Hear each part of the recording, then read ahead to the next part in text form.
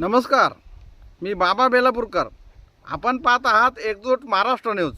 राहुरी तालुक्यातील संक्रापूर येथे मांडूळ जातीचा साप आढळून आला. शेतकऱ्यांनी तो पकडून सामाजिक कार्यकर्ते व पत्रकार देवदास देसाई यांच्याकडे दिला. त्यांनी तो सर्पमित्र राजश्री आमोलिक यांच्याकडे दिला. सकाळी वन अधिकाऱ्यांनी मांडुळास पुन्हा निसर्गात मुक्त केले.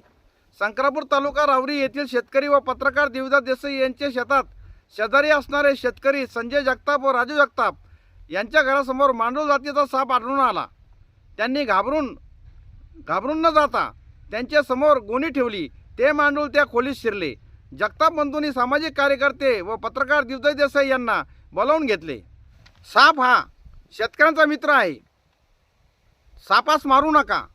आपल्या आसपास साप आढळून आल्यास सर्पमित्राला बोलवा, याही आमोलिक म्हणाल्या. सकाळी वनरक्षक राहुल कानडे व बेलापूर ग्रामपंचायत कर्मचारी सचिन नगरकर यांच्या साक्षीने त्या मांडुळास पुन्हा निसर्गात मुक्त करण्यात आले.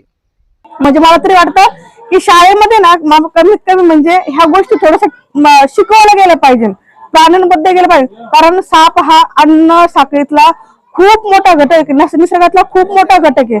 आता लोक म्हणतात की हा साप मारा, तो साप मारा, पण असे काही साप आहे की सापामुळे मोठे मोठे जे आजारावर आपले म्हणजे औषध उपचार नाही म्हणते. एक्झाम्पल तुमचं कॅन्सर झाला, मधुमेह वगैरे झाला, त्याच्यावर सापापासूनच याचे उपचार तयार होतात. तर मित्रांनो, आता मी तुम्हाला ही भरपूर माहिती सांगितली आणि असं तुम्हाला आणखी व्हिडिओ पण युट्यूबला फेसबुकला तुम्हाला पाहायला भेटतात. पण माझ्याकडून जेवढी माहिती होईल तेवढी मी सांगते.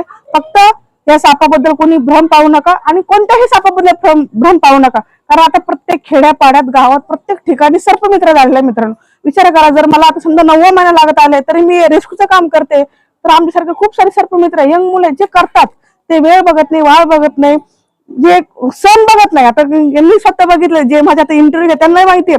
मी त्या दिवाळीच्या दिवशी कॉल केलाय, भाऊबाजी दिवशी सुद्धा मी कॉलला आलेले.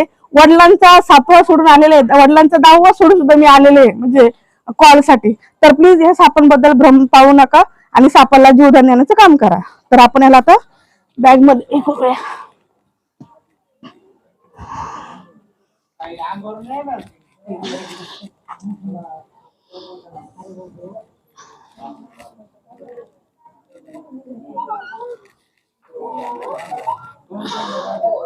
नाही राहत 2 तोंड.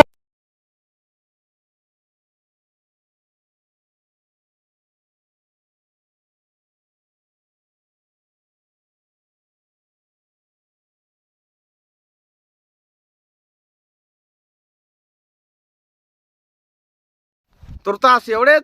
भेटूया पुढच्या बातमीपत्रात. जय हिंद, जय महाराष्ट्र.